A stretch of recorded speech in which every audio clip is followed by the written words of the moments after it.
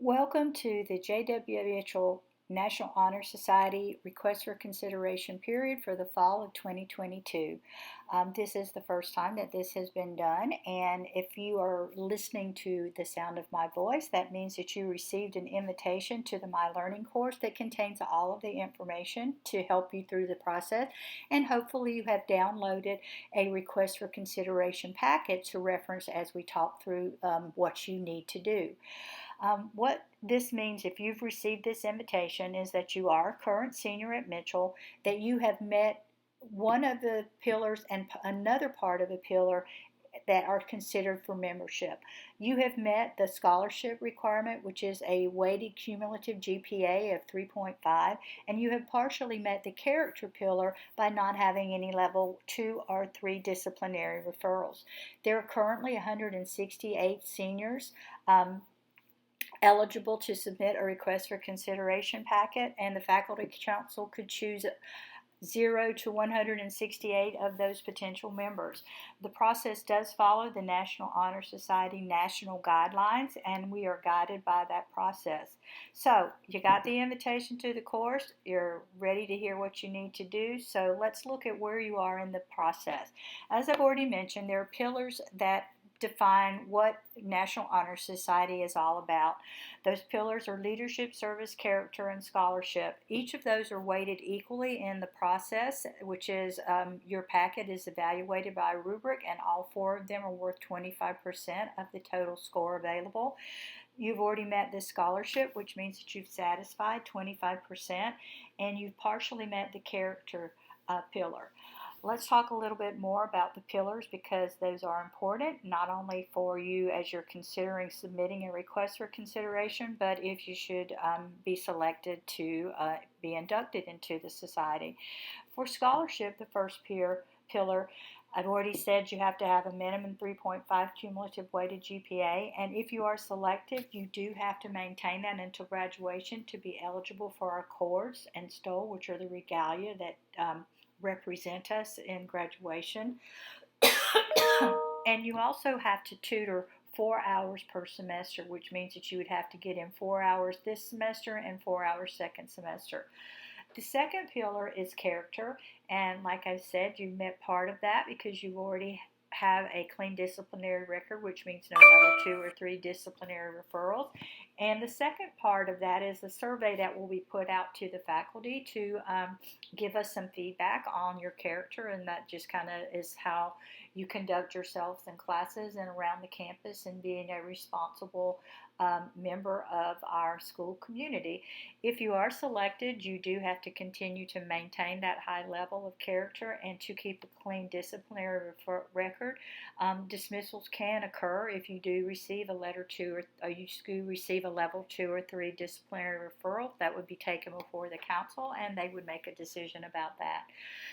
The third pillar is leadership, and what leadership refers to, and you should check out your packet. As you'll note, every one of these slides has had a section number at the bottom. Section 2 is where you can find the leadership definition, and hopefully when you review that, you will note that you do not have to have elected positions. It just means that you stepped up and done something to make an event or a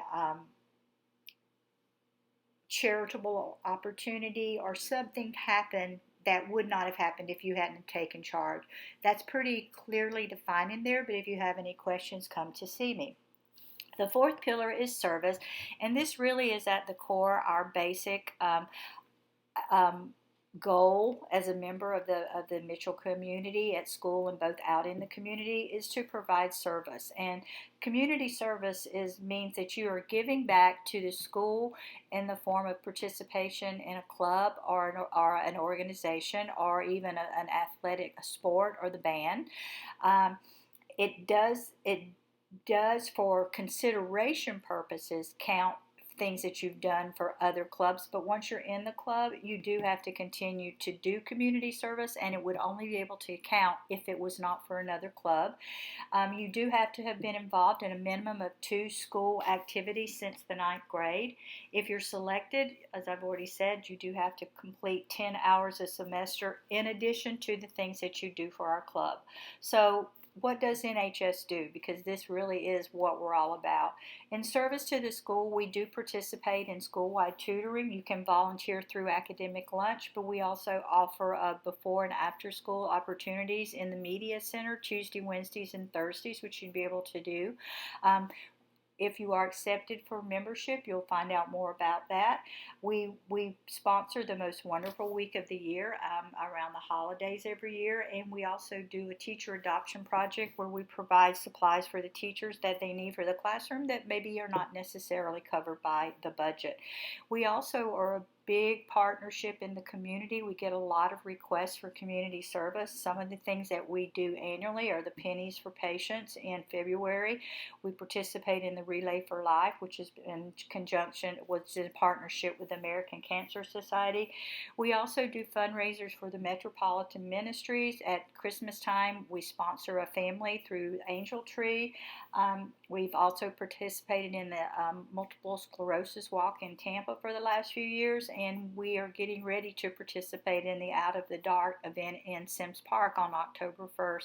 But those are the kinds of things that we do and that you would be expected to participate in if you are selected.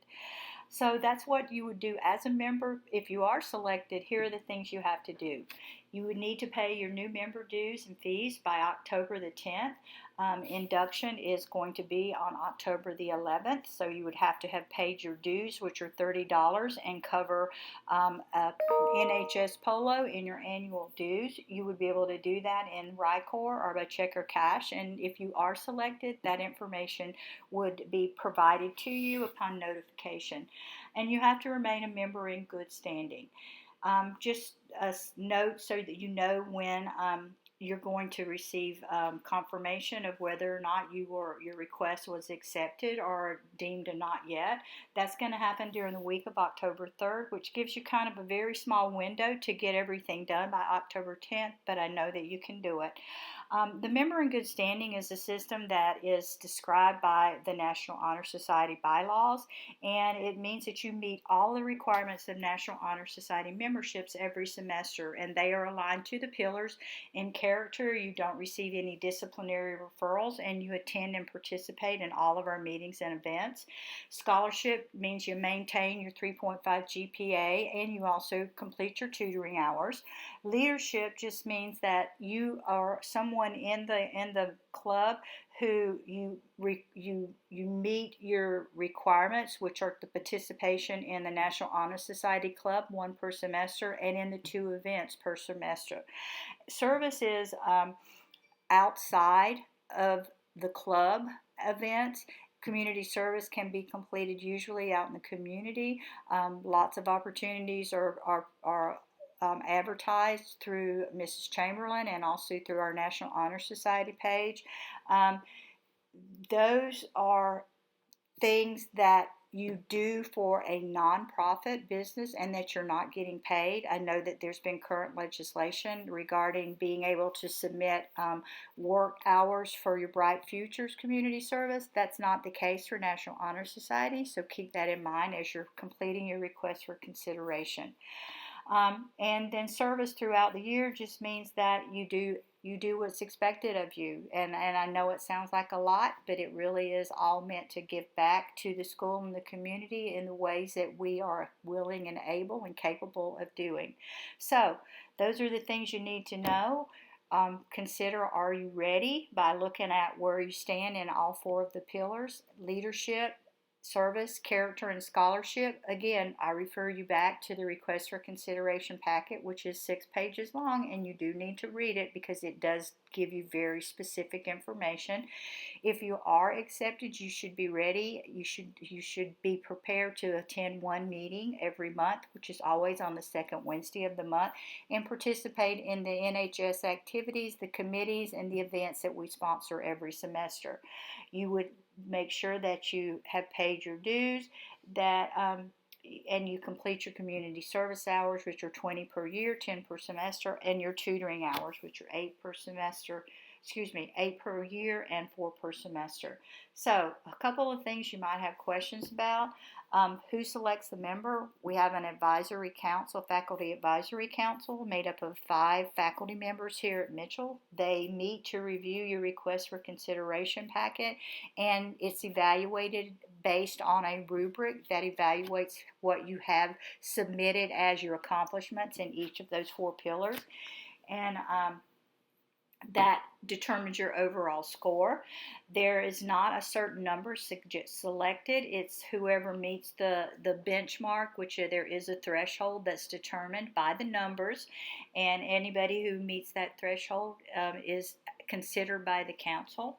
If you can't get signatures, and we will talk about that a little bit more on the next page, but verification and authentication of what you're telling me on your request for consideration packet is absolutely required.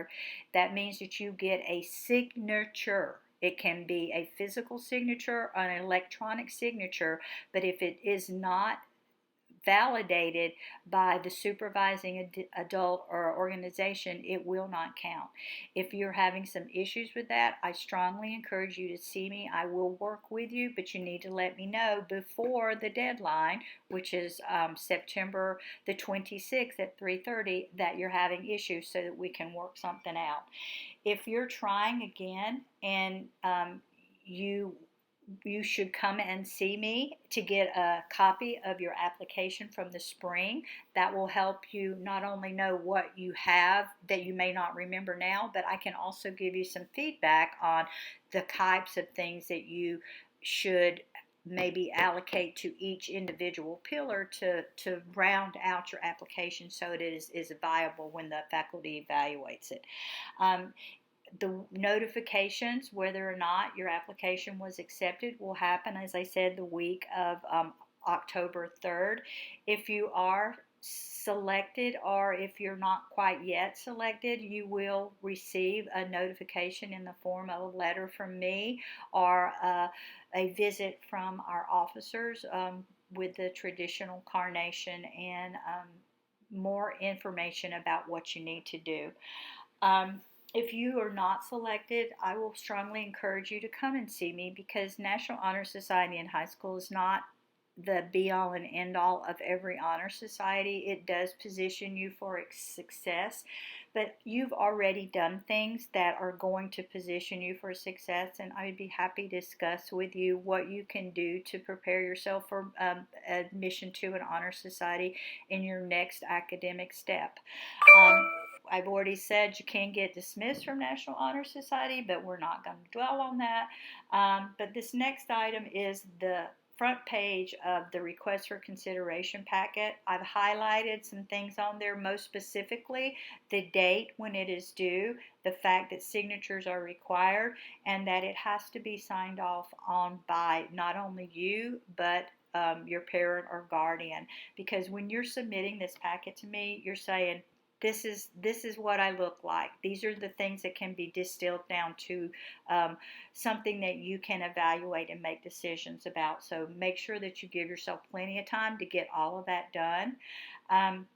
That's pretty much all that I need to tell you, other than make sure you read the request for consideration packet closely. All of that information in there is provided to you to help you be successful. And if you don't read the whole thing, you could make some really, really simple mistakes that will make you not look like you're quite ready for membership, and that would be a sad thing for all of us.